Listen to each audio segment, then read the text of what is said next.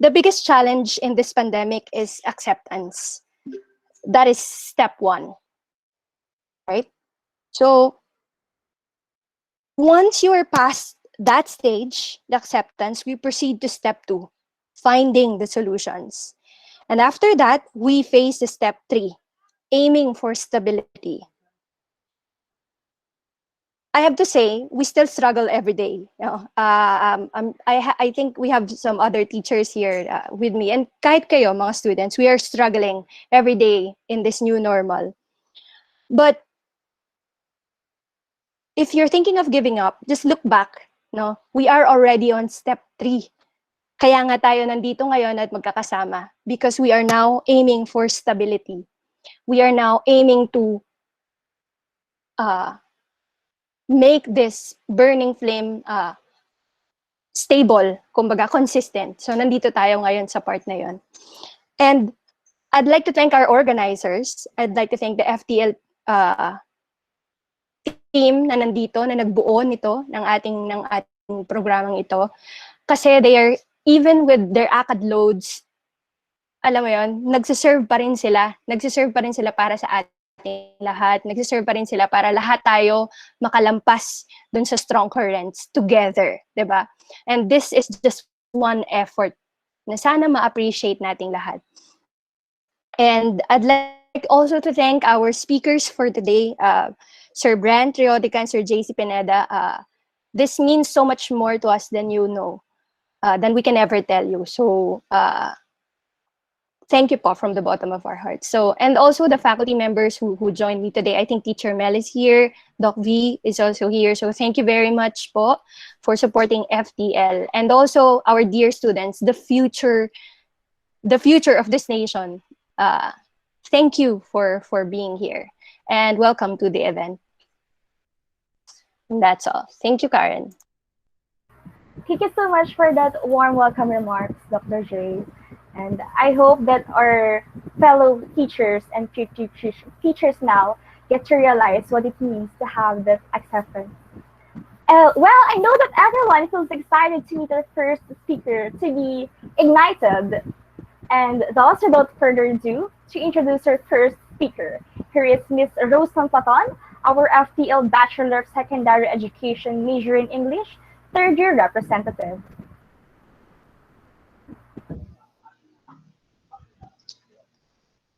Good morning, everyone. Our first speaker is Mr. Brent Riodica. In a short span of time after graduating from the University of the Philippines, Mr. Brent Riodica has become an entrepreneur, a freelance corporate trainer, and a TV producer. The experience exposed him firsthand to the lack of real-life preparation in formal education, so Mr. Brent Riodica took on the challenge. He founded Team Aguhon, the Philippines' first and only career and life management company for students, to work with forward-thinking educators, progressive institutions, and change makers in equipping our youth. As CEO, Mr. Brent Triodica took the lead in taking Team Aguhon's signature career training to 30,000 learners nationwide. Pioneering efforts led to features on ABS-CBN News Channel, One News, TEDx UP Diliman, DZUP, and countless education and business events. He was a finalist in the 2019 Ramon V. Del Rosario Ciclab Awards, a national search for leaders of tomorrow. Once again, please welcome Mr. Brent Riodica.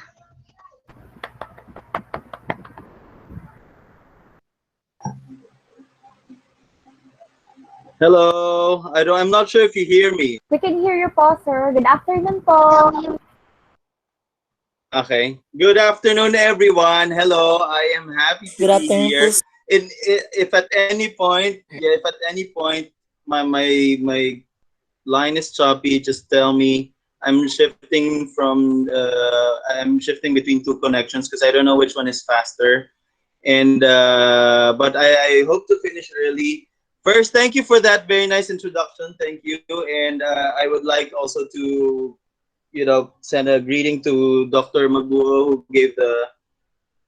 who gave the opening remarks. And I think that was a very nice opening for this very good event.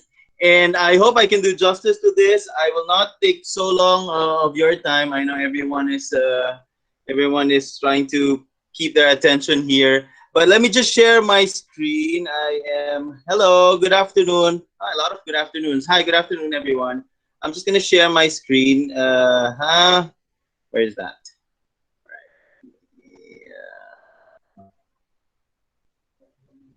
Please, yeah. All right, please do let me know if you can see it. Can you see it? Not yet po, sir. Hindi pa lumalabas. It's already presenting na po. Ayun na, lumabas na. Yes po, sir. Is it there? Yes po. All right, great. Okay, just everyone please feel free to react. Hindi naman ako nagagalit pag may nagre-react.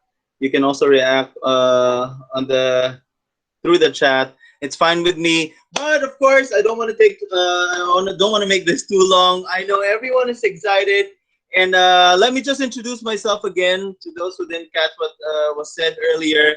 Hi, my name is Brent, and I'm the founder and CEO of Team Aguhon. I don't know if you've heard of Team Aguhon before.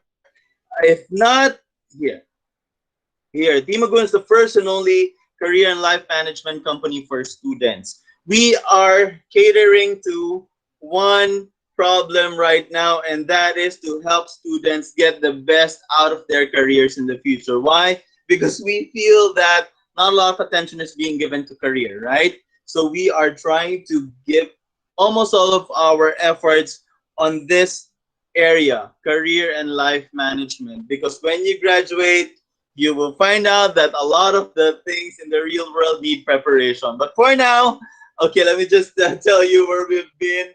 We have been in ABS-CBN News Channel and DZUP, One News, did a TED Talk last year, Edutech for the last 3 years, and finalists in Ramon Leaders RC Club Award. You know who won? Who was the grand winner last year? The grand winner last year was Teach for the Philippines. Ayan, nandyan. Guess na, kasama natin sila ngayon. So kami yung hindi nanalo ng finalist. Sila yung nanalo. But that's great because they are doing really good stuff as well. Okay, you still hear me? Everyone still with me? Yes po, sir. Yes po, sir. Good. Okay. Yan, thanks. Okay, let's start with this. I'm not sure if you've seen this before. Have you seen this before? And you can answer. Have you seen PLDT Gabay Guro commercial? Have you seen this before? No Pwede kayo po. sumagot. No Hindi po. pa! Not yet po. You guys are gonna be teachers and really, you should watch this. This was launched in 2014 and it's a really, really, really good commercial about how teachers are affecting the nation. And you can see there's a kid there being passed on. And these are real teachers. I think they got real teachers for the commercial. The kid never even touched the ground. And it's saying a lot about our teachers. And for me, and I've been advocating for years, I've been training for years, and whenever I do training for teachers, I get really excited. Why? Because I know that teachers are builders of nations. Okay, pwede nyo panoorin yun kung nasa YouTube lang yun. Gabay Guro, mahanap nyo yan. Yan. Teachers are builders of nations. And I am always excited to do trainings for teachers because I know that if we make an impact on teachers, we make an impact on the nation. Ayan. Ay, hindi ako nagsisip-sip sa inyo. Totoo lang naniniwala ako kasi alam ko yung kayang gawin. Kasi pag wala yung teacher, wala yung bansa. Simple lang naman yung di ba? Simple lang naman yung formula. So yan, lahat ng magagaling nanggaling yan sa teacher. Kaya tayo nandito ngayon at kaya rin sobrang gusto yung topic. I really like the topic that you guys picked. It's about passion, right? It's about passion for teaching. And I really like this topic because there is something that no one tells you about passion. Kasi laging ano eh, di ba? Kapag passion pinag-uusapan, parang, so magical. It's good. You know, passion for teaching is happiness. You know, I follow my passion. That's why I never have to work again in my life. All of those things, right? And I'm happy if people find their passion and they find it magical. But what if it's not magical anymore? What if something happens? Like what happened? Surprise, shift happens. 2020 broke all the institutions that we have. We had to move forward, right? Hindi na katulad ng dati, nawala yung traditional. Paano na? How do we deal with it? Will you still be passionate if it's not normal? Will you be still passionate if everything shift or changed or made a shift in an instant, like the whole world? How will you become passionate? Okay, and that's why I'm doing this. I would really want to let you know something about passion. And I think this is the perfect question. If a shift like this happens, and it really happened, right? And we don't know how long this is going to take. I was just talking to DepEd earlier, and they're looking at at how next year will happen. And the shift is so sudden. Everyone was forced to prepare. What if now? What if passion is not subjective? What if passion is practical? What if it's not the happiness every single moment of my life? What if it's not the bliss that everyone is talking about? What if passion is not like that? What if we reach a point that we need to actually keep the passion burning? Can that be done? Can passion go away? Can we bring it back? And that's a good thing. If you're asking the same thing right now, you came to the right talk, because yes, passion can be objective and it can be practical. Why? Because passion can be fueled. Okay? Parang ano, di ba? Lahat ng apoy, ang apoy naman hindi yan masusunog habang buhay. Kailangan mo siyang lagyan ng ano, ng fuel, di ba? Kailangan may alcohol, o kailangan merong gasolina, o kailangan may kahoy, tapos kailangan may oxygen. There has to be a form of fuel, right? And if you're not fueling your passion, people, then it will die. It's as simple as that. I'm being very objective and blunt about this. If you want to keep your passion burning, then you gotta know that there are fuels of passion. And I'm gonna go directly to number one. Ayan. Finding a specific problem to solve fuels passion. People, there's nothing like a problem that's so irritating you want to solve it. Parang ano, di ba? Pansin mo, meron ba dito naglalaro ng ano? Meron ba dito naglalaro ng games? Di ba pag meron kang level na hindi matapos, gigil na gigil ka, babalikan mo buong araw. Alam mo yung gigil na yon? It's your passion coming out. It's just oozing because there's something you gotta deal with. Something you gotta solve. And that's what can fuel a passion. And okay, case in point. Okay, I'm not sure if you can see this clearly on your screens. You can just enlarge this. You can take a picture if you want. But I'm going to use an example. I got this from a book by Tina Seelig. She's from Stanford. And she was telling in her book about a story about Dr. Jan Adler. This guy is very passionate. He's a prominent neurosurgeon at Stanford University. He usually looks for what's next. And he got fascinated by this thing called gamma knife. Gamma knife for tumor. So it goes directly to the tumor to erase it, to eliminate it, to help a patient. And that sparked something in him. Why? He realized that, hey, if this treatment, if this technology works for tumors in the head, then it can be used for all types of solid tumors in the body. So that fueled him. His passion was fueled by a problem. He wanted to know if he can create a treatment that can be used for all types of solid tumors. And what happened?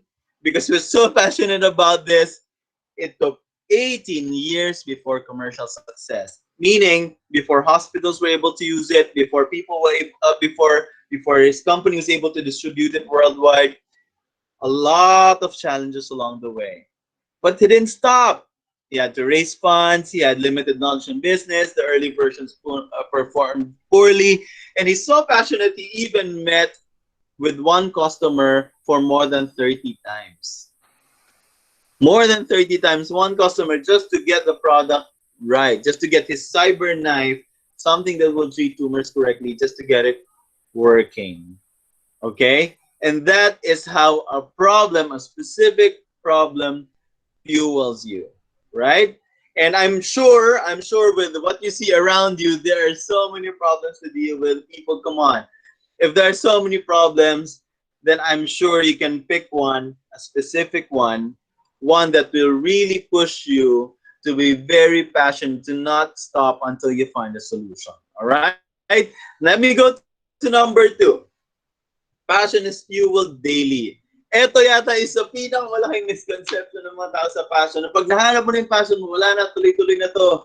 Hindi na ako titigil. People know.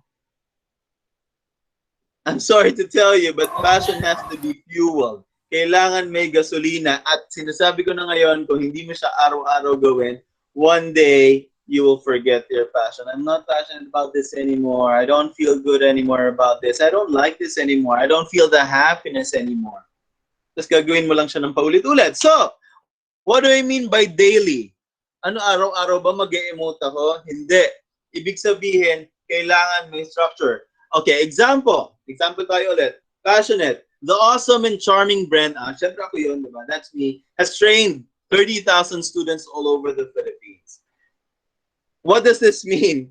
Sobrang gusto ko yung ginagawa ko. Tulungan yung mga estudyante, college students, senior high school, graduating students, fresh graduates tungkol sa career nila. I've trained more than 30,000 all over the Philippines.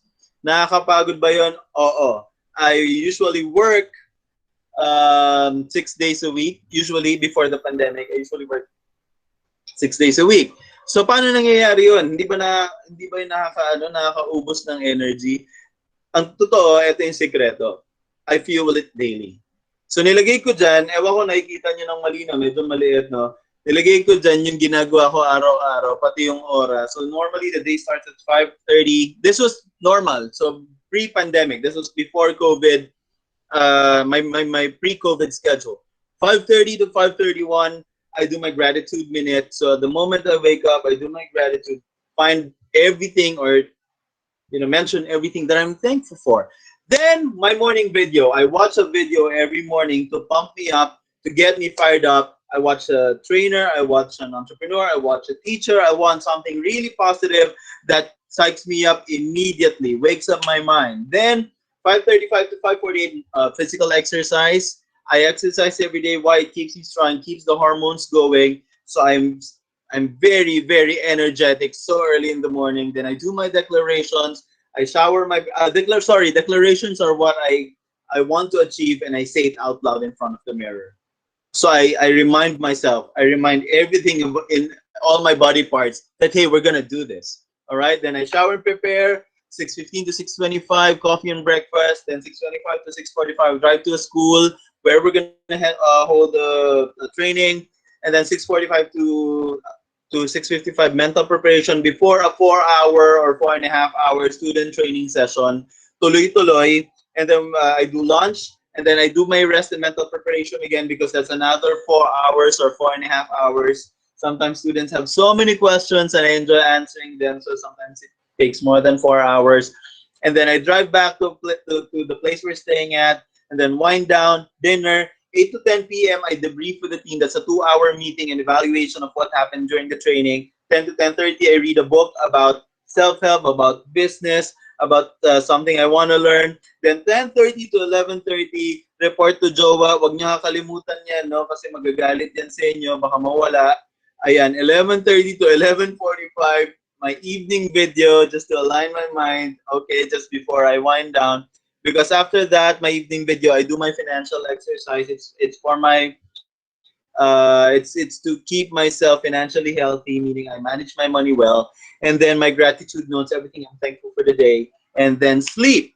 Okay? Did everyone get that? Intense ba? Do you feel that it's impossible? I'm not sure if you still hear me.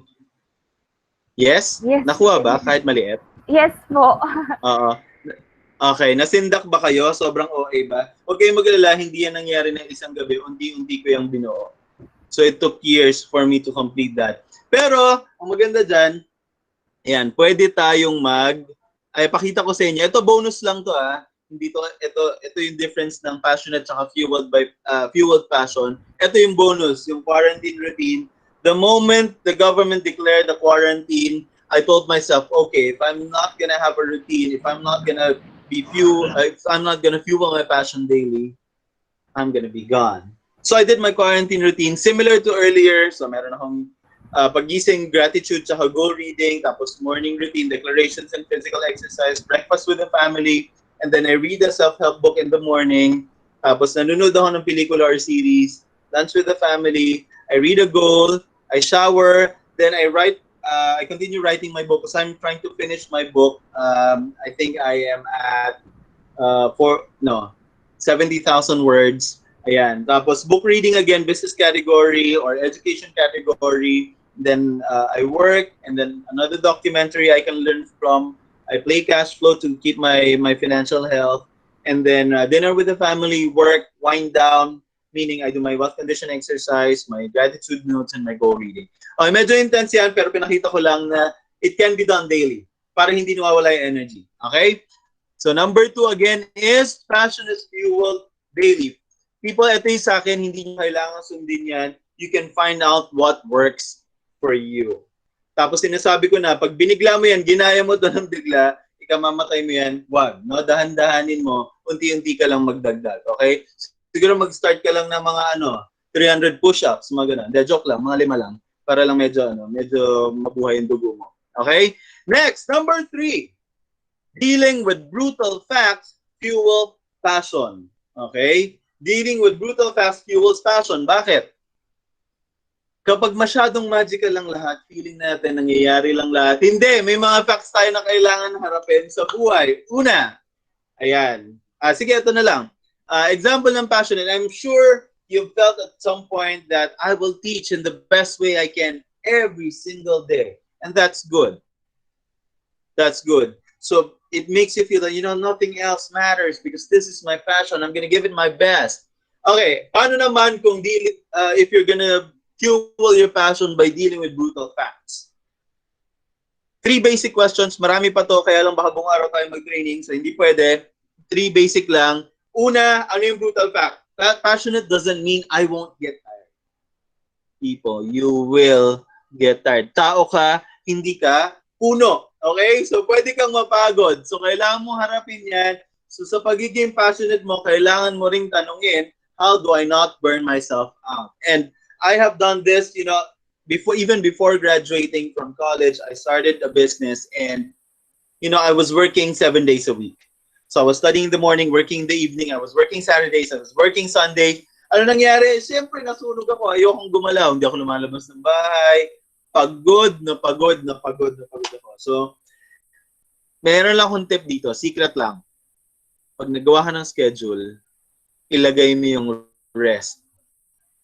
Okay? Ilagay mo yung rest. Kailangan may schedule yung rest. As in, may item talaga. Rest, 7 to 7:30 or 7 to 9 p.m. Kailangan nasa schedule siya. Tip lang yon. Find out what works for you.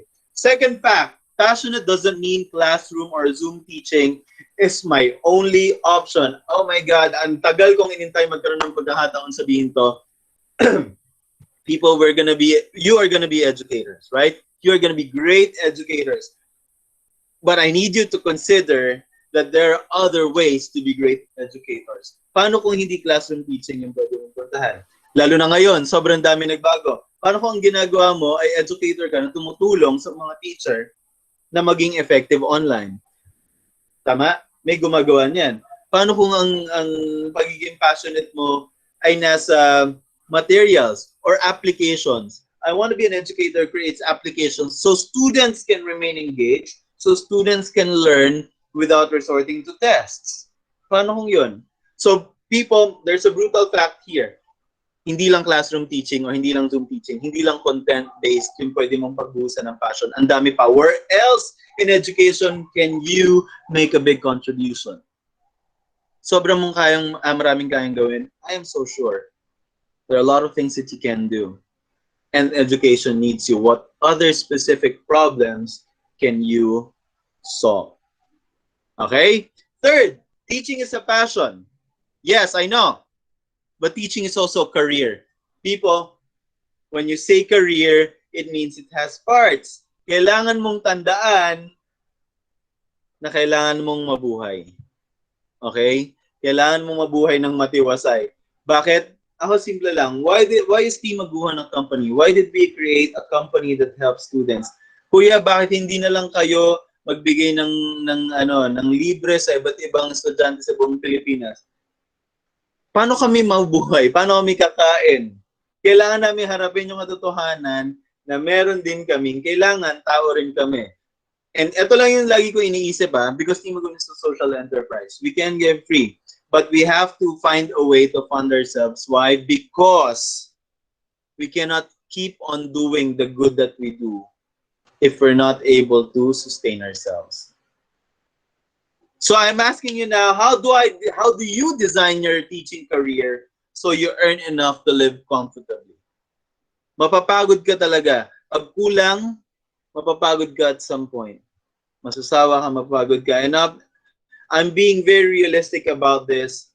I've been working since I was college, and I'm being very realistic about this. Kapag kulang at ang dami mong iniisip, you cannot be passionate about teaching. You cannot focus on helping students if you cannot help yourself. People, you can't give what you don't have. So that's number 3, dealing with the brutal facts fuels passion. Okay, the single act can change a lot in your passion. Okay, and let me just wrap this up. I don't want to take up too long. I hope you're getting all of this. Okay, my takeaway for tonight, kung tonight, afternoon pala. Kung makalimutan mo lahat ng pinag-usapan natin ngayon, eto lang yung wish kong matandaan mo. Passion burns brighter if you fuel it intentionally. Intentionally. Ibig sabihin, sasadyain mo.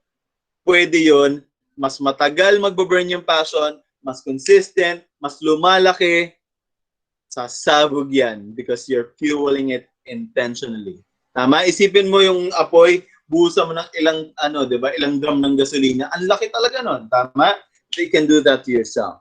Now, before I end, because I'm really honored to do this for educators and for future educators. I just don't know if you like what I said, because normally when we become very objective about things, people don't like it, but I gotta tell you the truth. Anyway, let me just end with this. Mukha akong bias sa education. Mukha akong kanina pa parang nagsisip-sip, ganyan. Hindi po. Ang lola ko po ay teacher. My grandmother is a public school teacher her whole life. And when I was younger, we would take vacations at their home. I would see that she would bring work at home, so she would be working the whole day. She'd be gone before everyone wakes up. Naihanda na lahat. Tapos alis na siya kasi kailangan maaga siya sa school. Tapos sa hapon, iuwi niya pa ibang trabaho niya. And I know it's really hard work. And I remember her saying, at some point, she was telling, I think my tita,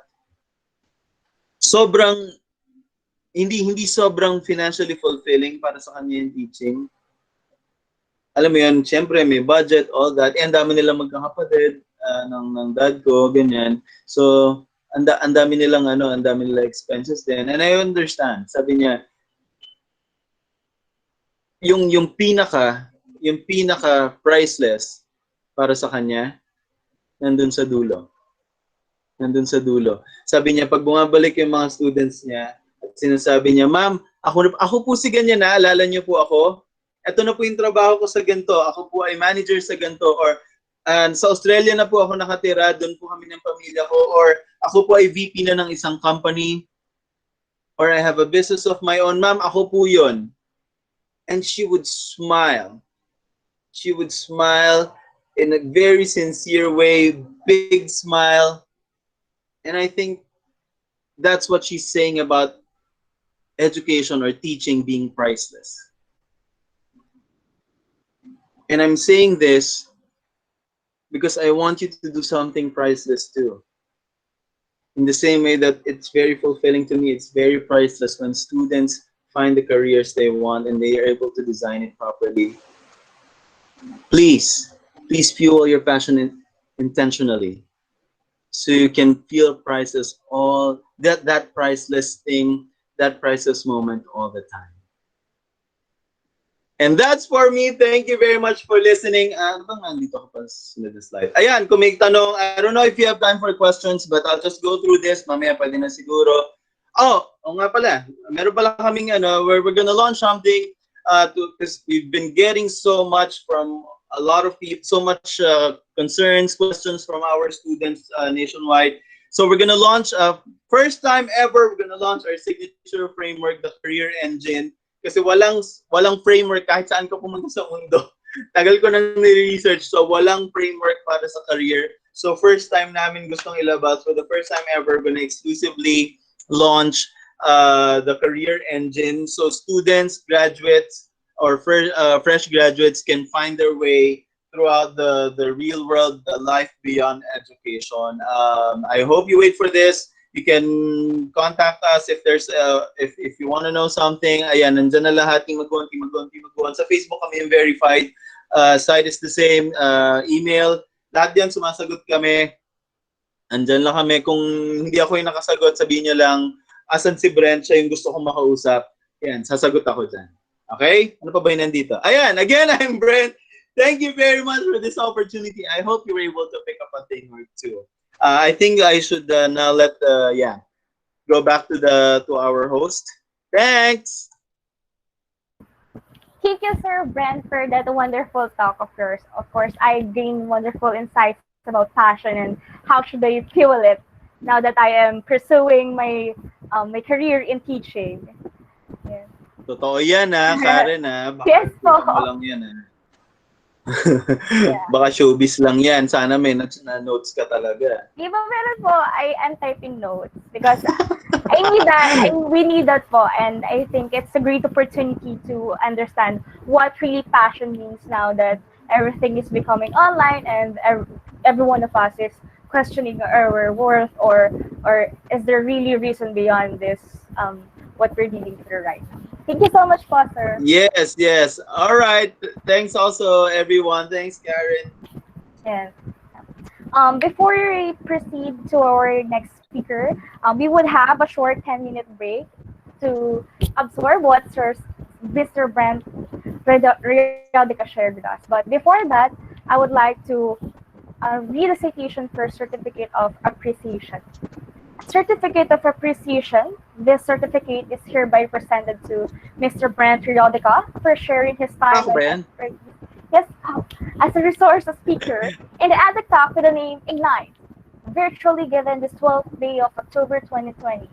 Signed by Roy Vincent Montenegro, President of Faith Teachers League, Dr. Jerilyn D. Magbuo, Thanks, Roy. Advisor, Faith Teachers League, and the Chair of College of Education, and Dr. Vivian D. Titular, the Dean of College of Education. Thank you again. Thank you, Dr. Magbuo. Thank you, Dr. Titular. Thank you, Karen, for this. Appreciate it, guys. You're welcome po, sir. I hope you also had fun sharing your insights. So again, all right, that's great. Thanks. Again, let's have a short 10-minute break to absorb what Sir Brent have shared with us. Ano mo muna. Namnamin niyo muna. Isa puso.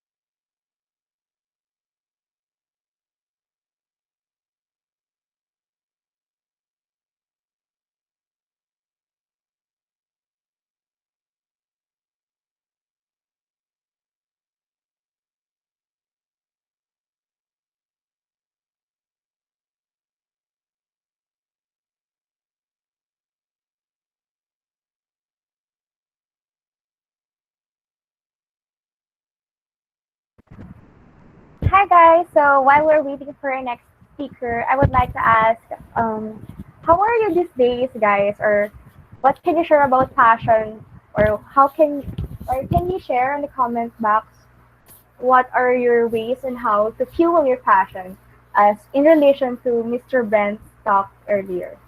Let me know, guys, what's your thoughts about passion and how can you fuel it as future educators?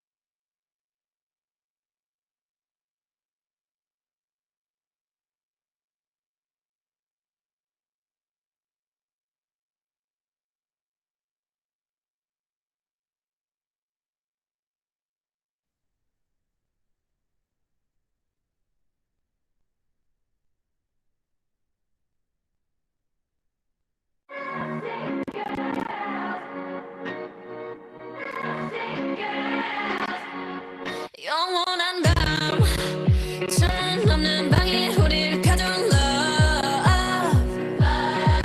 What can we say? 매번 아파도 외치는 love. 다치고 망가져도 난뭘 믿고 버티는 거야. 어차피 떠나면 상처 조성이 채로 미워하게 될걸. 끝장을 보기 전 끝낼 순 없어. 이 아픔을 기다린 것처럼. 아마도 잠깐일지도 몰라. 우리 무얼 찾아서 헤매는 걸까. But I don't care. Do it over and over. 내 세상 속에 너만 있으면 돼. We are the lovesick girls. 네 멋대로 내 사랑을 끝낼 순 없어. We are the lovesick girls. 이 아픔 없이 난 아무 의미가 없어.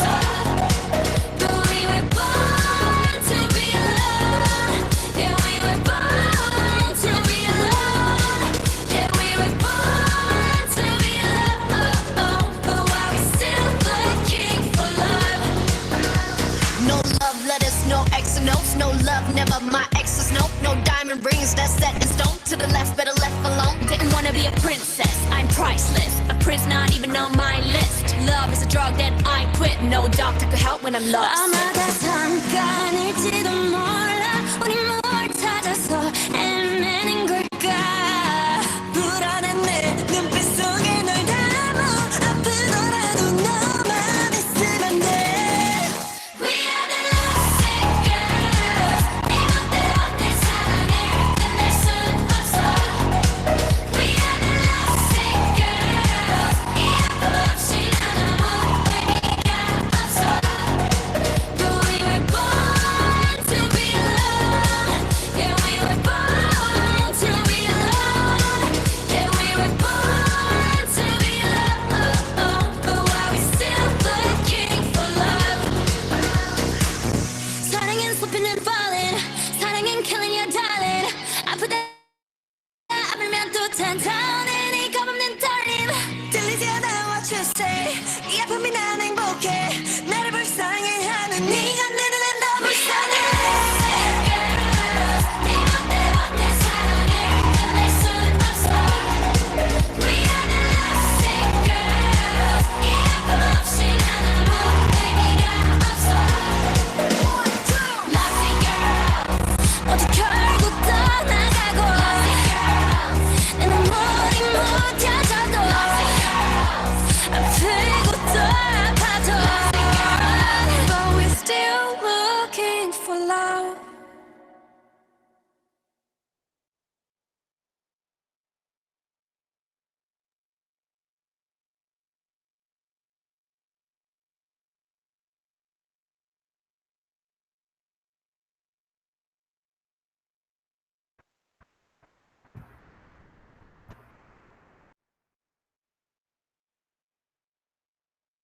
To resume our program, may we call on again Ms. Rosan Platon for the introduction of the second speaker.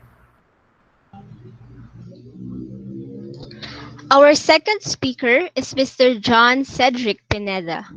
He is a graduate from the Polytechnic University of the Philippines, Manila. He is also an 18-unit degree holder of secondary education, major in mathematics from the University of Pangasinan, and is a licensed professional teacher. He worked as a teacher fellow in Barangka Elementary School, Marikina City, under the fellowship program of Teach for the Philippines. He is currently working as the program manager for community engagement and life skills at Teach for the Philippines. He is also pursuing his master's degree in community development at the University of the Philippines, Diliman.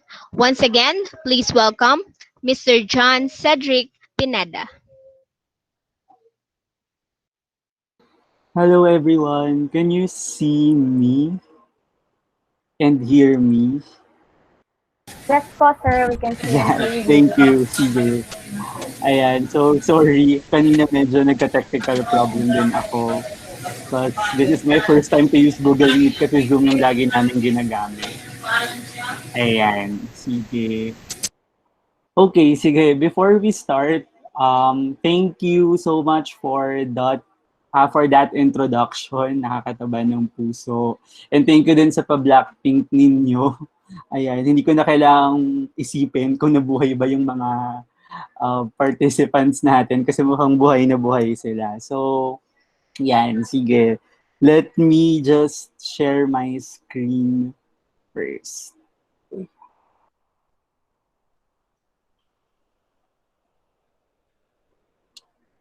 Yan, can you see it? Yan. Yes po, sir. Yan. Pasensya na kung tumitingin ako sa baba kasi nandito yung chat ninyo yan para makita ninyo. Okay, so again, thank you so much for this opportunity na binigay ninyo. To be honest, hindi ko alam kung papaano nalaman or ni Roy yung pag-work ko sa TFP, pero yun, nakita daw niya sa isang post, pero yun, thank you so much and sobrang grateful ako and nakakataba ng puso na ma-invite sa ganito klase ng program, lalong-lalo na sa mga estudyante pa lang ng Educ, yun. So, pero yun, please pardon me yan. Medyo kinakabahan ako kasi, ayan, first time ko magsalita sa ganito kadaming tao, lalong-lalo ng mga eduk majors pa. Yan, so almost 100 tayo. Okay? Sige, so bago tayo mag-start, ayan, so sobrang vital lang kamustahan ngayon sa panahon na to dahil sa pandemya. Kaya, yan, before we start, gusto ko munang malaman kung kamusta kayo, ano yung nararamdaman ninyo ngayon. So, using any emoji, yun, type nyo lang dun sa chat box natin kung ano yung nafe-feel ninyo at this moment. Ayan. Sige. Yan, sige. Hinanti ko lang yung mga sagutin nyo. Ayan. So, inspired, ayan, may natatawa, okay, may heart sa mata, ayan. Hindi ko alam yung ibig sabihin kapag nakabaliktad yung smiley, pero, yan, happy, okay. Ayan, buti naman po, wala namang inaantok, no? Yan, buti naman. Sige, so thank you for participating. So, syempre, dahil mga teachers tayo dito at alam naman natin na classroom management, so meron tayong mga norms, yun, dahil hindi naman tayo physical lang magkakasama, ito lang yung mga norms na gagawin natin. So, kung natatawa kayo sa sinasabi ko, type haha, or kung nakita kayo nakakatawa, type haha. Kung naiiyak, type huhu. Kung kinikilig, hihi. Kapag naman na-touch, type aw. Yan. So, kapag naman may gustong i-share, nakarelate kayo dun sa sinabi ko, yan, pwede kayong mag-type ng SKL, share ko lang, tapos kung ano yung i-share ninyo. Is that clear? Yan, kung clear type lang ng, pwede kayong mag-thumbs up sa chat box natin, or clear. Ayan, may naghihina. Wala pa naman akong pinupost. Ayan, sige. Thank you. Grabe yung effort ng smiley. Okay, sige, start na tayo. Okay. Yan. Pero bago tayo magsimula, syempre magmo-motivation activity muna tayo. So meron akong icebreaker na pin-prepare para sa inyo. So ang tawag ko dito ay ulamin natin. Ayan, ulamin kasi maalamin natin kung ano yung mga ulam na hinanda ko para sa inyo. Okay? So ito yung goal ng ating game. So all you have to do is to guess what Filipino dish each emoji equation represents. Clear ba tayo sa goal? Sige, type 1 nga po kung clear tayo sa goal. Yan, okay. Di ba nakakatuwa? Kaya pa rin talagang mag-classroom management kahit nasa ganitong platform tayo. Okay, sige, practice. Okay, practice round. Okay, ano kaya ang tawag sa ulam na to? Sige, I'll give you 30 seconds to answer. Pinakbet. Hindi ata siya pinakbet. Sige, ano pa? Puchero, arroz caldo. Equation po yung ano natin na yung, ayan, okay, kasi nakakuha ng tamang sagot. Ang sagot ay bo peas. Ayan, so bo tsaka peas, kaya bo peas. Okay, gets?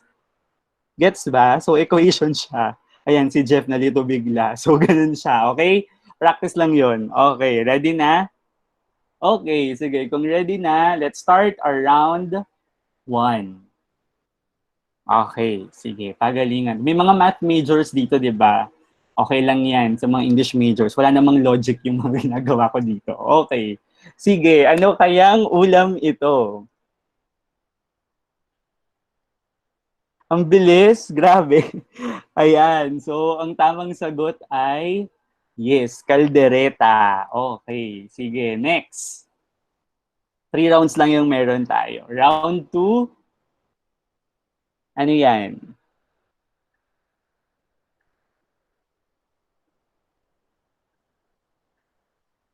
Yan, ang bilis. Ang sagot ay kare-kare. Ayan, sige. Kutsinta, wala yung kutsinta. Sige, okay. Sige, last round. Sige, ano yan?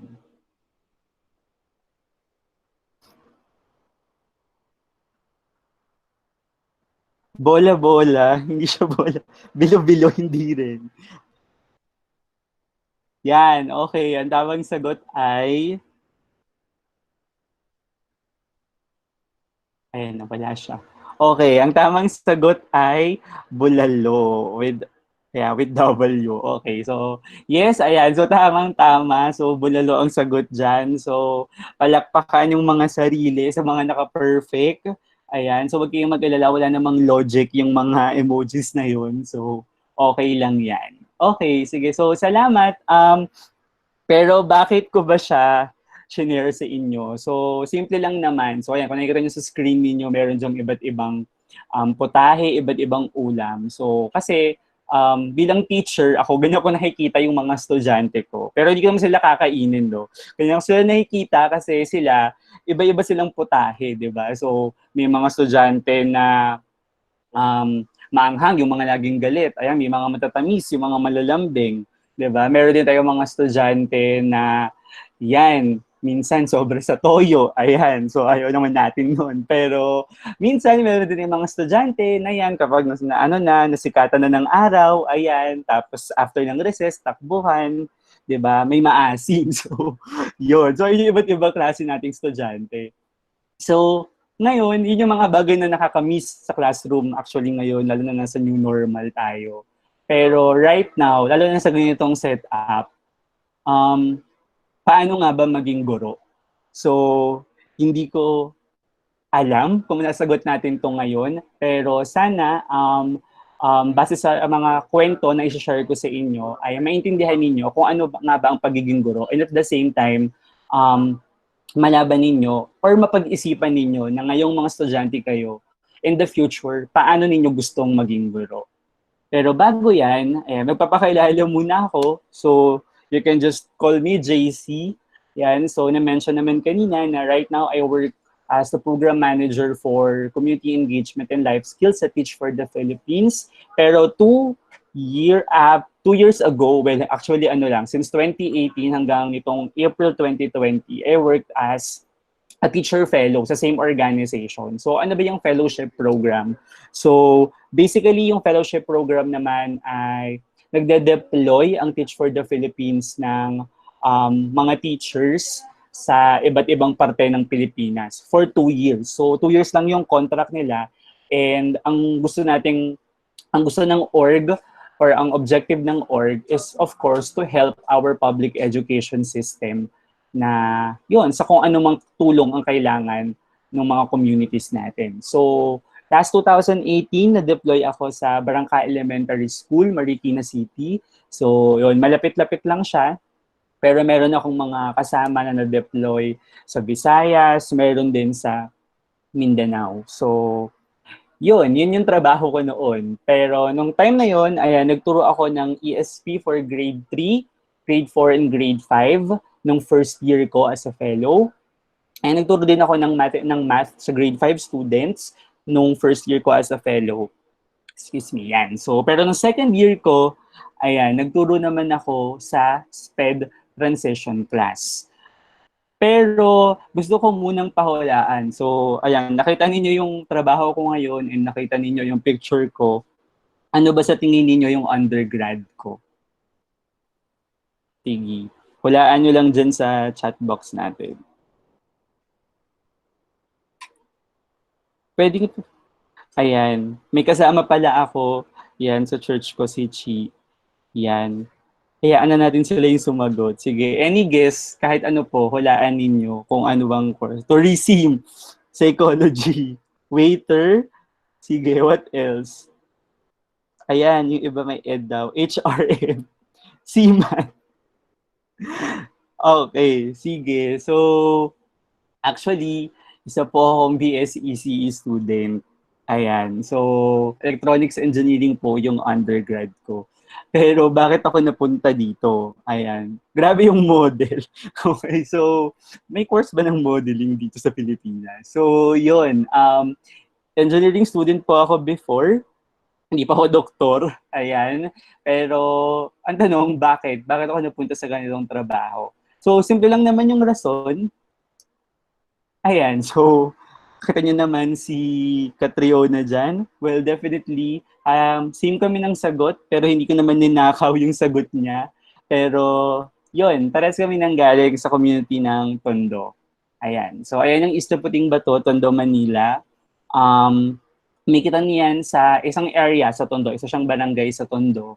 And for the past 8 years na yun, for the past 8 years, pumupunta-punta kami dito sa lugar na to para magkatid ng tulong every Christmas. So basically, nagpapa-Christmas party kami sa mga bata tuwing Pasko. And then, kasama ko dito yung mga friends ko. So we established an org called Beacon of Hope. Yan, si Chi tsaka si Ces na nandyan din sa chat kanina. Makakasama ko rin sila sa org na yon. So informal organization lang naman siya na we formed para lang maging organized yung paghatid ng tulong sa kanila. So buwabalik kami doon every year since 2012. And then, nakilala ko yung mga batang to. Particularly, si Adrian. Yan. So si Adrian, nung first year namin dyan, siya yung parang pinaka-bibong kid na nakilala namin. So tuwan-tuwa kami sa kanya kasi sobrang bibo niya, sobrang bait, sobrang cute, ganyan.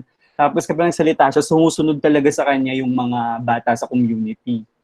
So nung time na yun, nung pumunta kami noon, ang ine-expect lang namin na dadatnan naming mga bata ay 50. Pero apparently, pagdating namin, sinalubong kami ng lagpas 100 na bata. Pero yung dala namin na regalo tsaka pagkain para sa kanila, pang 50 tao lang. So, nung time na yun, imbes na matuwa sila, ayan, medyo may mga nag-away-away kasi syempre may mga batang hindi nakatanggap. And I think that's fair. Fair enough naman siya kasi syempre, papasok ka sa isang community na may bit-bit ka tapos hindi lahat mabibigyan, medyo unfair talaga siya and hindi rin naman siya na-communicate ng maayos. So from that, yun yung naging lesson namin na moving forward, magdadala kami ng as much help as possible na mabibigay namin doon sa community. So yun, nakita namin si Adrian. So ayan, party kami, sayaw-sayaw, ganyan. Then 1 year after, bumalik kami sa community. So, from 50 na target, okay, sige, dahil nung nakaraan taon, 100 sila, 100 yung target natin ngayon. So, dating kami doon, 100 yung target namin, pero sinalubong kami ng mahigit 300 na bata. So, hindi ko alam kung saan sila nang gagaling, pero ganun kabilis lumaki yung mga bata doon. So, 300 sila. Pero ang pinaka sumurpresa sa amin pagbalik namin nung pangalawang taon sa Isla Puting Bato Tondo ay yung malaman namin na si Adrian ay bulag na. So, nagulat kaming lahat. Nabulag si Adrian kasi meron daw siyang tumor na tumubo doon sa utak niya. So, brain tumor yung cause. And we can't do anything about it kasi ayaw din naman ng parents niya na pa-operahan siya kasi takot sila na baka hindi kayanin ni Adrian yung operation. So, ayun, nagtitry kami kausapin yung family, ganyan. May mga NGOs naman and other organizations na willing tumulong, supportahan yung pagpapagamot niya, pero ayaw ng parent. Kasi, yun yung fear ng parent, baka nga hindi naman niya kayanin. So, the least thing that we can do is to always come back every year and siguro mapasaya si Adrian sa birthday niya or yun, makapag-Christmas party kami. So, nalipas na napakaraming taon, 3rd, 4th, 5th year, okay pa rin si Adrian. So, pero hanggang ngayon, bulag siya. Pero last 2017, nung bumisita kami, na-realize namin na nakakapagod pala. Nakakapagod na paulit-ulit, pupunta kami sa community, magpapa-outreach kami, tapos ganun. And parang, 'di ba, parang for us, 'di ba, malaking bagay na yun, nag-outreach ka na, ganyan. Pero parang nung time na yon may kulang. So we decided na instead of doing an outreach nung araw na yon, umupo lang kami kasama yung mga magulang, yung mga parents doon, and makipagkwentuhan kung kamusta sila dun sa community. Kasi never namin yung ginawa. Usually, pupunta kami dun sa community, tapos magpapa-Christmas party. Ganun na yung ginagawa namin. So, nung time na yun, doon ko na-realize kung gaano kahirap yung buhay doon sa Isla Puting Bato. And kung bakit nila pinipili na mamuhay ng ganun.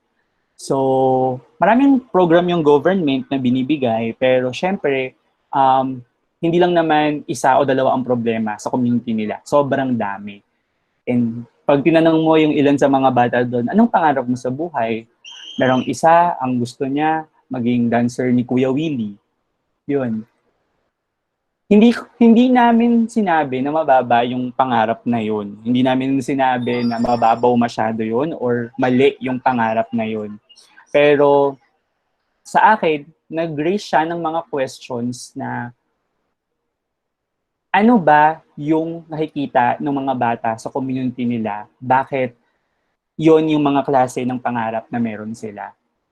And that's where I realized kung gaano kalaki yung importansya ng community na kinakalakihan ng isang bata. So, noong mga panahon na yon, darating ka talaga sa punto na magtatanong ka. And during that time, nag-work na ako as an engineer for a year na nung time na yun.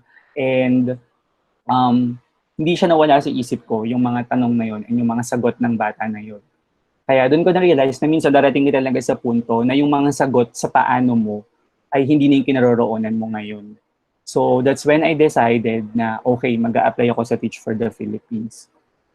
So yun, medyo mahabang proseso yung pag-a-apply sa Teach for the Philippines and medyo malaking decision din siya para sa akin to give up my career as an engineer and to push through teaching. So, syempre, hindi naman ganun kadali yung desisyon, kaya pinagdasal ko siya ng sobra. So, before ako mag-file ng resignation, pinagdadasal ko siya, even sa bus, nagdadasal ako nung on my way home. Sa Ortigas kasi yung work ko noon.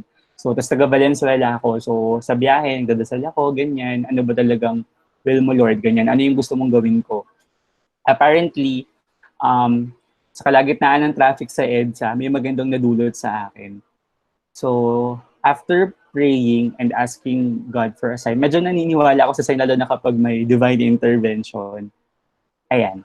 Ayan yung nakita ko sa bus mula doon sa bintana namin. Passion, sure, kaya mo ba? Kaya huwag nyo na lang pagtawanan yung herbal supplement, pero tignan na lang natin yung message nung nasa likod ng bus. So, nung time na yan, doon ko nasabi, okay, sabi ko, oo, gagawin ko to. And that's when I decided to resign. And yun, doon ako nag-file ng resignation after ko makita yan. And ito yung question sa akin nung HR namin.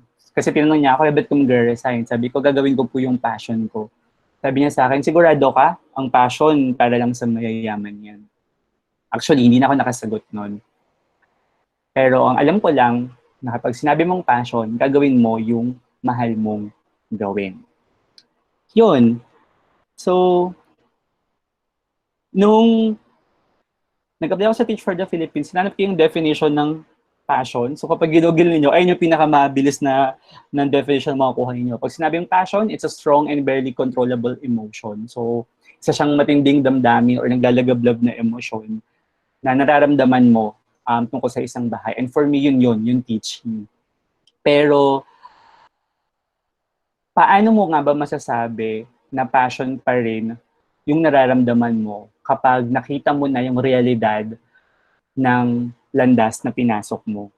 So, yun na-deploy ako sa Barangka Elementary School and then doon ko nakilala si Remar. So, sino naman si Remar? Kanina si Adrian, ito naman si Remar. So, si Remar, 41 years old na siya, isa siyang student with intellectual disability.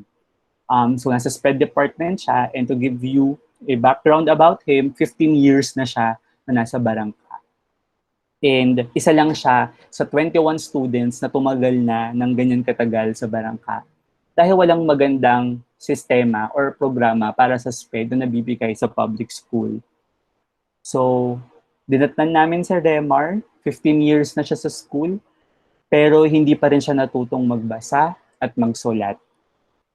And doon kami napatanong, ganyan, bakit ganun?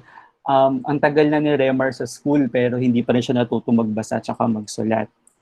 And at the same time, yung edad niya, dapat nagtatrabaho na siya. Especially kapag sa transition class. So sabi ko sa inyo, nagtuturo ako sa transition class. So basically sa transition class, nire-ready yung mga bata, yung mga students with special needs sa post-school life opportunities. So particularly kapag magkatrabaho na sila.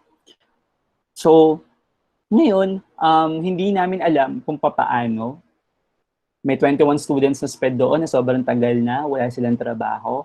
And pag kinausap mo yung mga magulang nila, actually, parang tinanggap na lang nila na ganun na. Ang reason na lang ng pagpasok nila ay gusto lang nila na yung anak nila ay may ginagawa.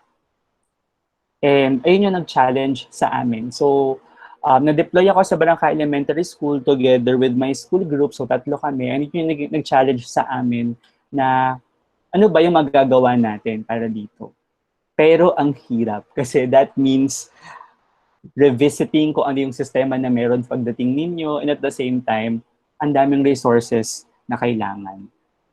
So siguro to give you an idea tungkol sa kwento ni Remar, I'm gonna let you watch this video about him. Please type 1 sa chat box kung kung naririnig nyo yung audio ng video and kung nag-play siya.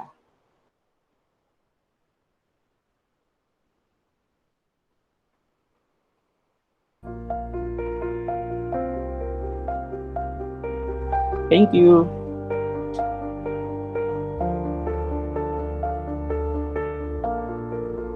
Nung pumasok kami sa spread matagal na isang magulang gagawin yung lahat para sa kabubuti ng anak niya.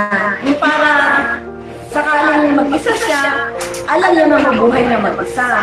Siyempre, kami mga magulang, hindi namin sila susukuan hanggang sa huling hininga namin. Nung magkaroon sila ng maayos na trabaho, yung ma-regular sila sa mga kanilang trabaho, yung magkaroon sila yung iba magkaroon ng business, kahit magkaroon ng sa store. Normal na tao lang po sila sa tingin ko. Kasi po, parehas lang po kami na tao. Parehas lang po kami ng karapatan ng study sa regular students.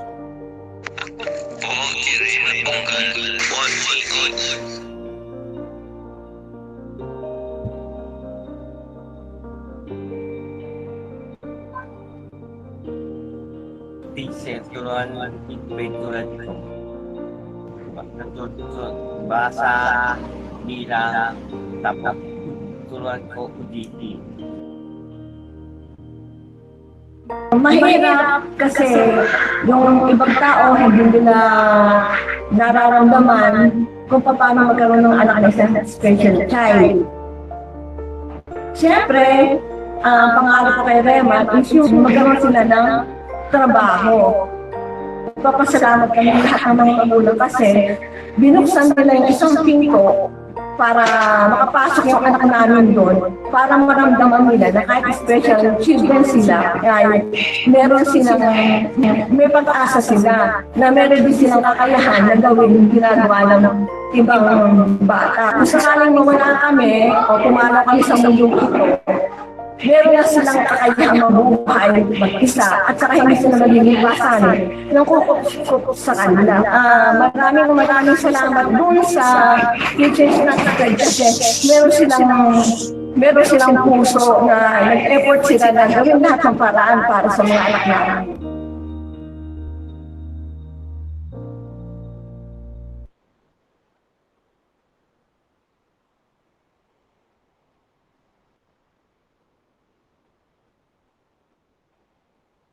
Ayan, yun yung story ni Remar. 2 taon lang yung meron kami sa Barangka para matulungan yung school. And doing my background as an engineering student noon, nangailan naman pumasok sa teaching, sa totoo lang, hindi ko alam kung paano sila matutulungan. Pero after 2 years, and nung naabot namin yung pangarap na to para sa mga estudyante namin, doon ko na-realize na yung passion, hindi lang talaga siya strong emotion, hindi lang siya yung nararamdaman mo. Actually, passion is the willingness to suffer for what you love. Diba? Kaya nga minsan, kaya nga tinawag na Passion of the Christ. So, alam mong mahirap, alam mo na hindi madali, pero willing ka pa din gawin yun. And I think yun yung pinakamagandang definition ng passion. Sa una, ang hirap-hirap sagutin nung tanong na paano. Sobrang hirap, di ba? Kapag tinanong ka pa, for example, nandun ka sa sitwasyon na yun, meron kang 2 taon at kailangan mo silang tulungan and ito yung mga bata na nakaasa rin sa'yo.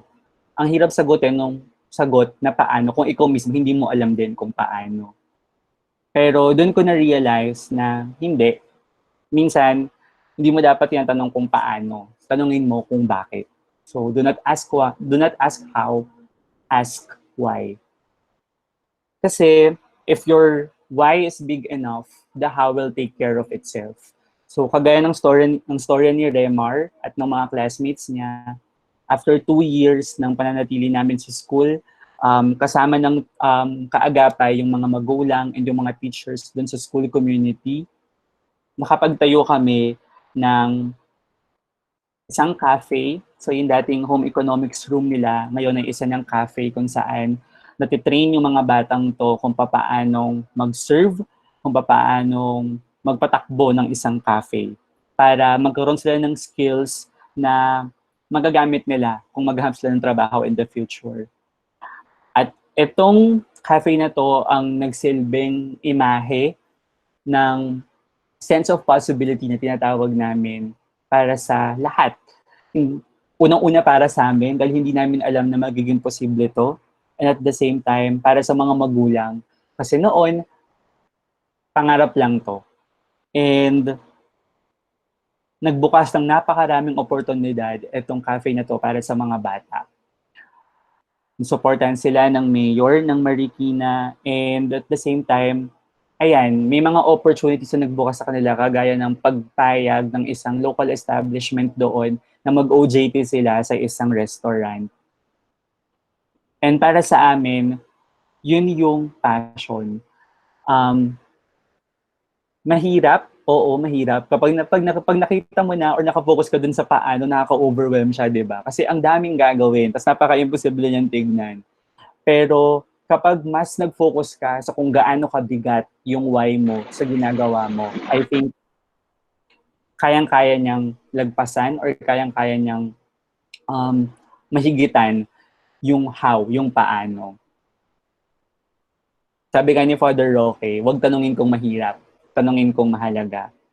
And kasama ng mga magulang, kasama ng mga storya ng mga estudyante namin at ng buong school community, dinala namin yung storya ng mga batang to sa iba't ibang competitions para masuportahan yung pangarap namin na cafe para sa kanila.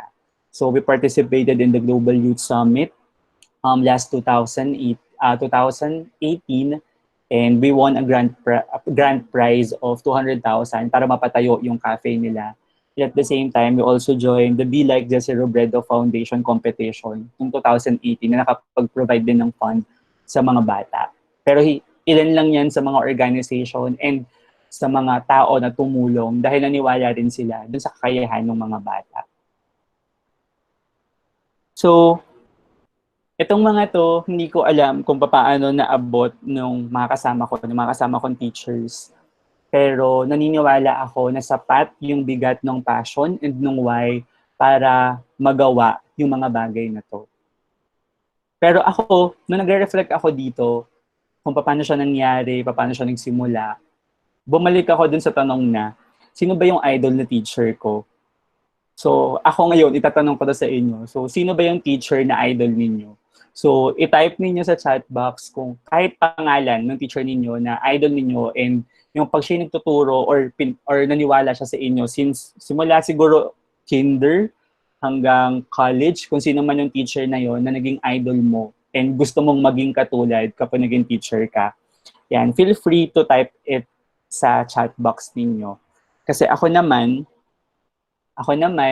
para sa akin, yung pinaka-idol ko na teacher is si Ma'am Lagota, which is my grade 3 teacher nung nag-aaral pa ako nung elementary. So, nung elementary ako, ayan, si Teacher Mel, si Ma'am Sanchez, ayan, Teacher Mel, ayan, di ba?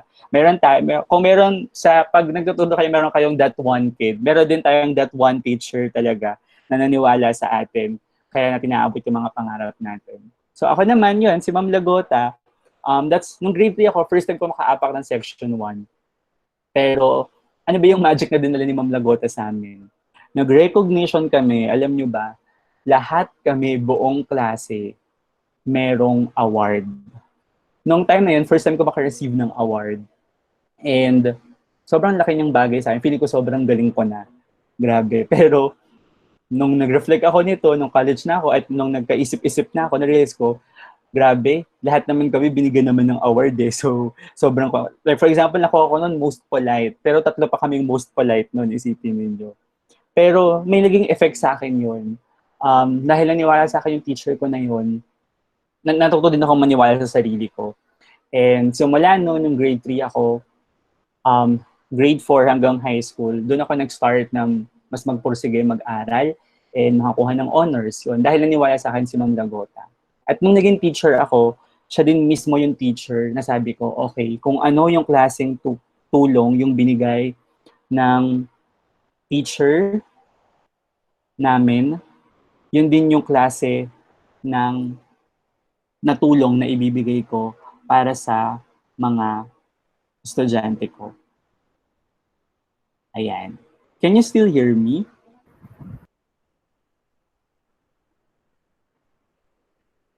Yan. Okay, sige. Nag-disconnect kasi yung sa phone ko. Okay, sige. Ayan. So, bakit ko to sinasabi sa inyo? Sobrang laking bagay ang pagiging guro sa isang estudyante.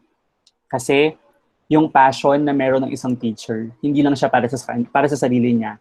Your passion is not just a fuel for your own dreams. Kapag teacher ka, your passion is also a fuel for someone else's dreams. Kaya nga, who you are as a teacher right now can also define who your students will become in the future. Grabe, no? Sobrang powerful niya. Kasi sa totoo lang, pag sinabi nating passion, hindi lang siya para sa'yo. Your passion is meant to be passed on. So your passion, yung passion na meron ka, pass it on. At ipasa mo siya sa mga estudyante na matuturuan nyo in the future.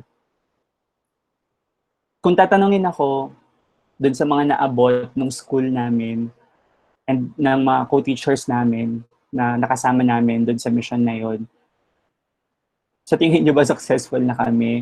Well, for me sa ngayon, not yet. Kasi kagaya ng lahat ng teachers ngayon, ng buong mundo actually, na naapektuhan ng pandemya, binuksan nito yung sobrang daming challenges pa na dinala ng edukasyon natin sa ngayon. Ito pa lang, di ba, sobrang challenging nga ng distance learning. Pero ngayon, balikan natin, paano nga ba maging guro? Okay na tanongin ninyo, sa totoo lang, hindi ko alam. Pero ang alam ko lang, malinaw at malalim ang sagot ng mga guro na meron tayo ngayon sa tanong na bakit. And itong mga guro na nakikita ninyo dito ay mga halimbawa lang ng mga guro na ininda yung paano pero mas pinangkapitan yung bakit. So, si Teacher Barter na nagtitrade ng kung ano-ano para makapambili ng bond paper at makapag-print siya ng modules para sa mga estudyante niya. Yung mga teachers natin na sumakay ng payloader para lang makapaghatid ng modules sa mga estudyante nila.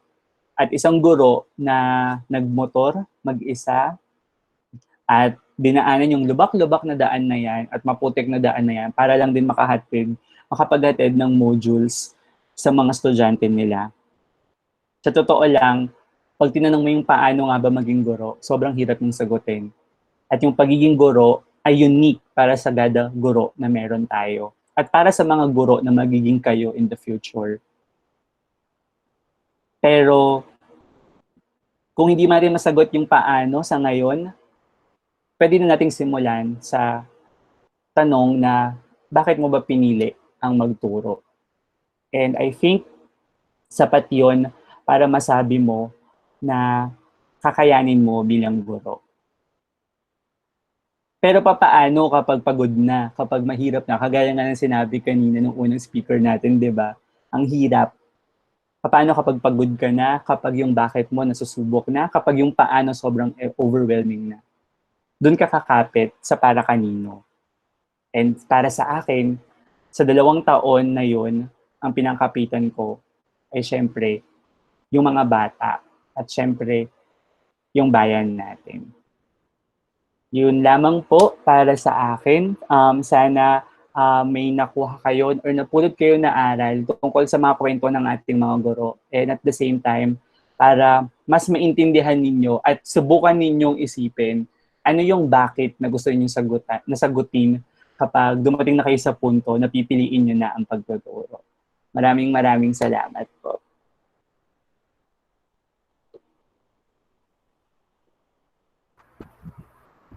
Thank you so much din po, Sir JC, for that heartwarming talk that you shared with us. I'm sure that most of us realize what it really means to be a teacher now that you're facing a lot of struggles, and now that we are currently in this pandemic where we seem not to see a radiant hope above all this. Thank you po. Thank you. We will now proceed to awarding of the certificate. Please allow me to read first the citation.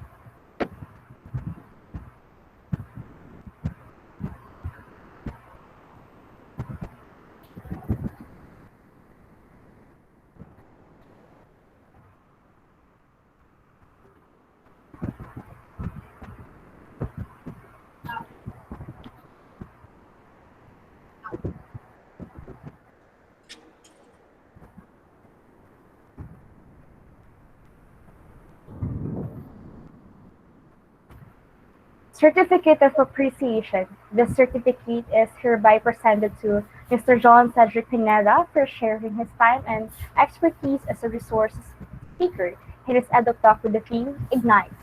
Virtually given this 12th day of October 2020, signed by Roy Vincent Montenegro, President, Faith Teachers League, Dr. Jerryn B. Magbuo, Advisor, Faith Teachers League and the Chair of College of Education, and Dr. Vivian B. Titular, the Dean of College of Education. Thank you, sir. Thank you. Thank you, Karen. And thank you rin po. If you have questions, feel free to ask lang later sa Q&A natin. Or yun, kapag interested din kayo to know about our organization, just look for teachforthephilippines.org o kaya Teach for the Philippines sa Facebook din namin. Ayun. Salamat. Thank you po sa pakikinig. Thank you po. And now, yes, to officially start the question and answer portion. Guys, you can now comment on the chat box what are the questions that you would like to ask to Mr. Brent and Mr. JC. Go guys, ask question what you want to ask them, and they can answer through it. They can answer it. Just ask anything to them. Of course, in relation to our talk.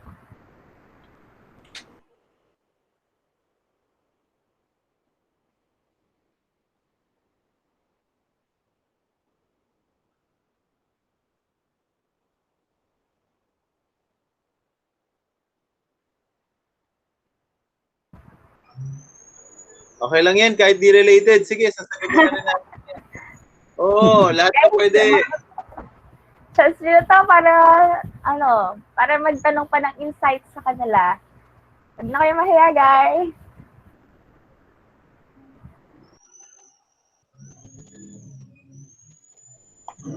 Nakakatuwa, no? Bago pala maging teacher, takot din magtanong.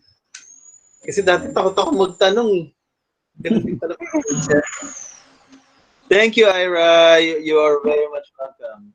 Thank you, Ira. Kung kayo hindi pa nalalabas, punta ka sa page tapos sabihin mo sa akin na gusto mo. Maglalabas kasi ako ng 1 chapter para muna makita ng mga tao. So let us know.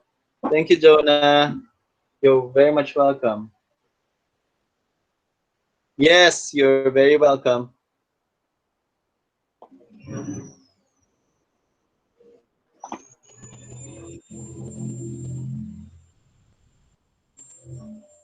Favorite kind of entertainment talks. Wow, buti ka pa. Nanonood ka siguro ng maraming TED Talk. Adik na adik ako dun eh. Di ba? Favorite kind of entertainment niya raw eh. Ayan, may tanong. Ayan, you're welcome. Ano pong inspiration you to be successful in life? Very insightful talk. Sige, sagutin muna siguro natin, no? Ano yung inspiration to be successful Unang-una, ayan, ano po yung pinakamatinding struggles? Ayan, yung munang dalawa. Sige, lagay nyo lang dyan, hanapin natin yan. What's your definition of success? Panis! Ang lalalim. Sige, asan na yung una? Teka, nakalimutan ko na tuloy yung una.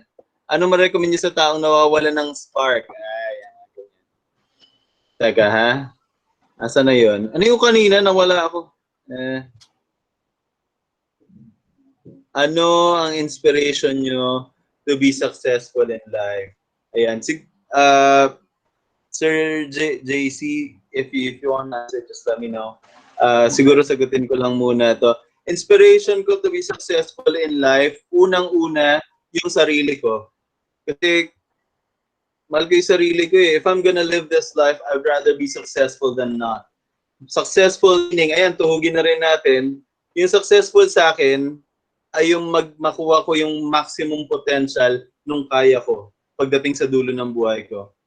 And don't worry, success is, it's dependent on you. For some, success is wealth. For some, success is making an impact on the whole world. For me, it's all of that. Bakit di ko pwedeng lahat. So for me, my inspiration is to give myself everything I want. Why? Because if I can give myself everything that I want for myself, then I'll be very, very much willing to contribute to others. Not just my family, not just my community, to my country, most especially. So that inspires me because I want to be able to give so much to other people. So I'm always thinking of what I can give myself and what I can give other people. Ayan. Ewan ko si Sir JC kung meron siyang, malamang meron yan, no? Kasi iba-iba naman tayo, Sir JC. Titingnan ko lang ibang tanong. Go ahead. Well, for me naman, actually yung success, medyo mahirap siyang sagutin. Kasi naniniwala naman ako na you create your own definition of success base din sa metrics na binibigay mo for yourself. So, pwedeng yung success for me is different sa success na meron kayo. Pero sa akin, para sa akin, success is yung meet ko, yung siguro yung passion and yung need na nakikita ko. So, yun. Parang sa akin kasi nag-meet kasi yung, for me, ano ba yung passion ko? At the same time, ano yung kailangan ng mundo? So sa akin nag-meet yung dalawang yun. And doon ko naramdaman na success siya. Pero hindi siya yung success na one-time achievement. It's a success na sinusustain mo talaga every day. And ini-improve mo din every day. So I think, para sa akin yun yung success. And siguro yung inspiration, in terms of inspiration naman, syempre, dahil mga guro tayo, bata talaga, I think nagsimula yun talaga nung nakilala ko si Adrian. And I think minsan yung inspiration kasi medyo mahirap kasi siya, hindi mo siya napupulot kung saan-saan. Minsan nga talaga kailangan mong piliin maging inspired eh. And I think doon papasok yung tanong ninyo kung ano yung tip ninyo doon sa how to stay inspired. Well, self-care. Yun. Bilang mga teachers, yun yung isa sa pinakamahalaga na natutunan ko and na nakita ko rin na naging malaking value na natutunan ng ibang co-teachers namin. Yung personal management and self-care. Kasi syempre, you cannot give what you don't have. So, mahalaga na alagaan talaga yung sarili. And don't take it something na selfish siya, na inaalagaan mo yung sarili mo. Kasi you need that. You need that para mapagpatuloy yung trabaho na kailangan mo. And that's it for me. Thank you. I would also like to add to the definition because he mentioned that, yeah, and we both mentioned that it's really dependent on you. Pero para hindi kayo masyadong dahil mahilig ako maging objective, di ba? Sa akin, simple lang yung success. Success pag nakuha mo yung gusto mo. So, ang kailangan mong pagtuunan ng pansin ay kung ano yung gusto mo. What do you really want?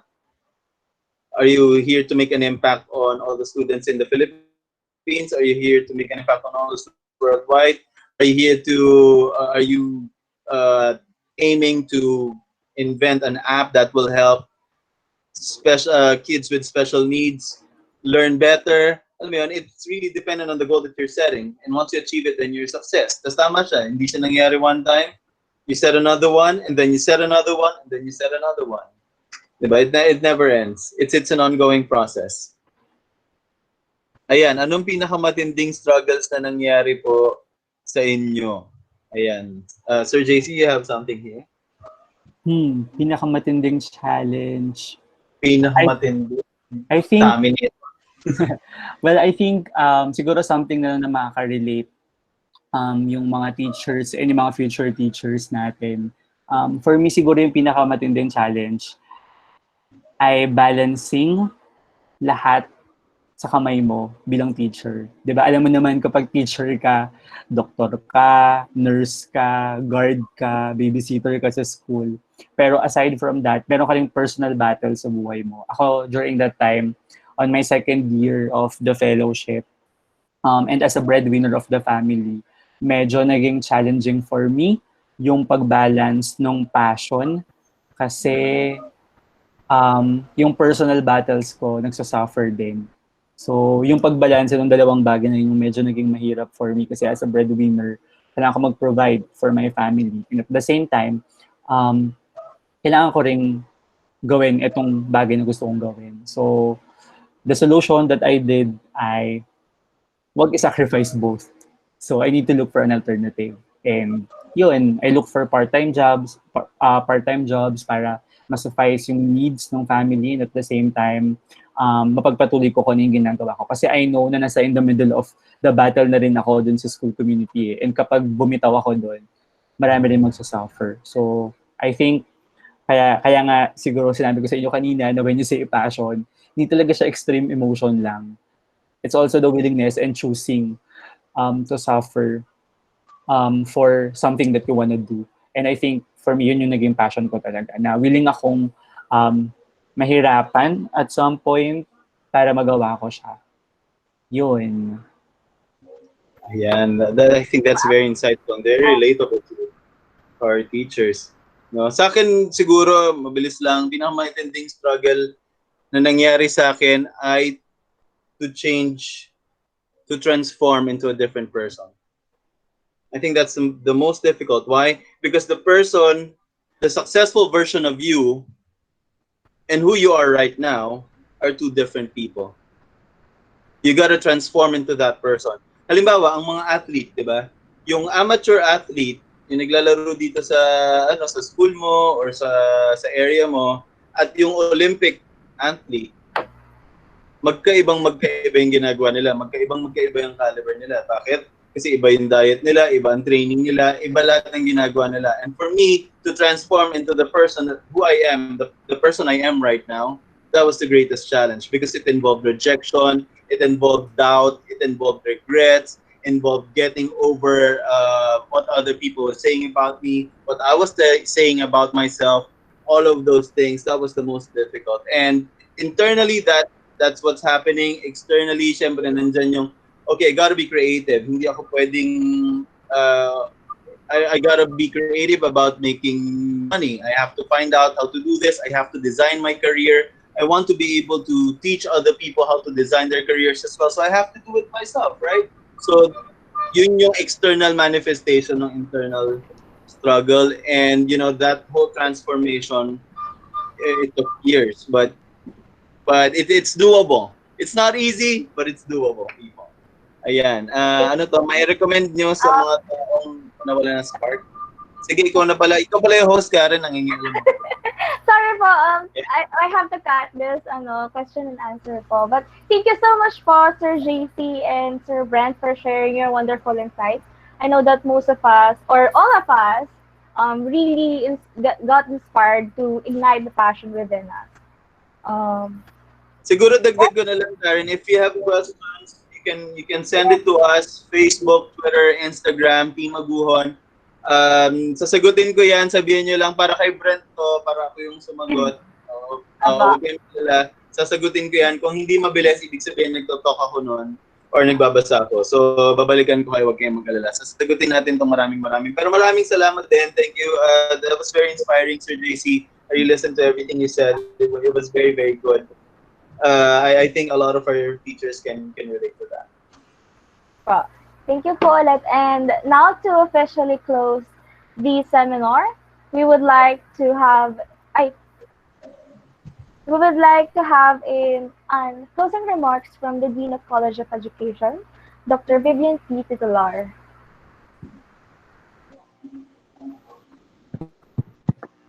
Hello, good afternoon, everyone. Good Okay, afternoon, Dean. Good Afternoon, ma'am. afternoon, Doc Good B. afternoon. good Afternoon po. afternoon. Hello po. I am so excited to be here. I was here a while ago I was listening about those that were shared by our speakers, and I am so grateful to you, Sir Pineda, and Sir. Okay. So to close this, let me thank you, all of you who came here and share your time with us. Of which this is an opportunity for thanking the organizer and our speakers. Thank you for sharing your time to sit, connect, and learn with us. Sir Pineda, thank you very much for your sharing. And Sir Pineda and Sir, sorry, Sir Brent. What's your surname, Brent? Sir Brent? Periodica po, ma'am. Ah, Periodica. sorry, sir. I missed the All name. right. Sorry, Sir Brent. And Sir Pineda, thank you very much. My apologies, sir. Na-miss ko lang All yung right. surname. Okay, we are so grateful to help you, and a lot of students really appreciate your presence. And we are more inspired, even us who are listening to you are very much inspired for those which you shared. So things that I got from those that you have shared that I'd like to reiterate from Sir JC, discover you, find your passion, life purpose, and take action. And this thing is coming into my memory of where I am now because I also have gone through that. Okay, and I'd like these students in this present webinar be mindful of this. Thank you, sir. So passion certainly is an important quality to have as an educator. But of course, it is just a part of what we need to exemplify to have the greatest impact to our students academically, socially, and emotionally. Along with the passion, we must demonstrate a growth mindset, allowing ourselves to learn, to grow, make mistakes, perfect our craft, and continually reflect upon our practices. And this was exemplified by our speakers. And developing passion for learning is the key. Kasi bago po tayo maging guro, kailangan embrace natin araw-araw tayo ay matuto. If we do that, then we will never cease to grow. And then passion for learning is our tool for survival of becoming a teacher. Sir Brent shared, become the person you want to be. We have to transform. And of which transformation from wanting to be a teacher to become a passionate teacher is still it is still in our journey. Okay, our being to becoming. So I challenge each of one of us to be more passionate in everything we do, and of which passionate in learning and being an influential to other people. Thank you very much, Sir Brent and Sir JC, for sharing with us. Hope we could Thank you, have Lai. much time with you. God bless you all. Thank you so much po.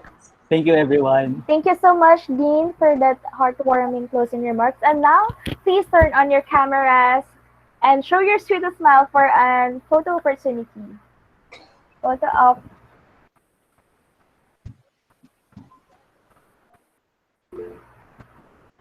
Fresh.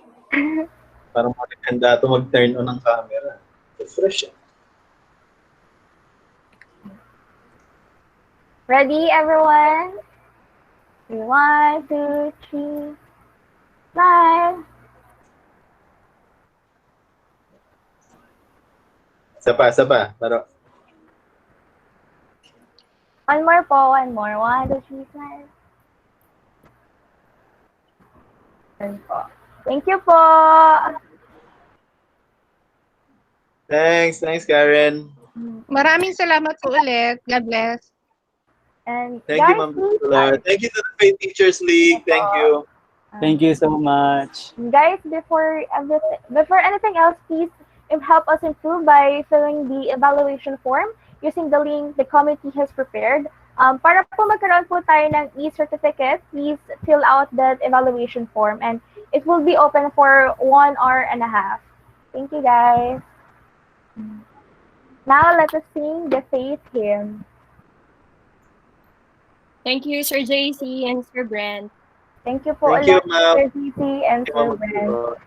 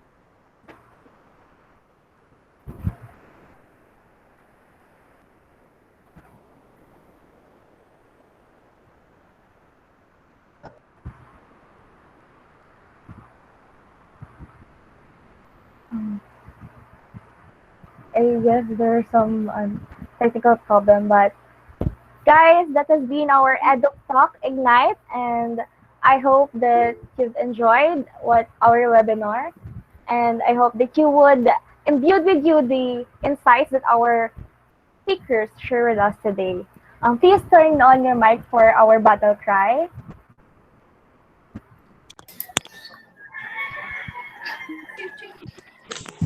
And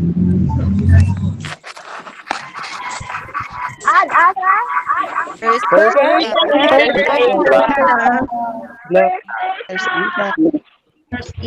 Asia.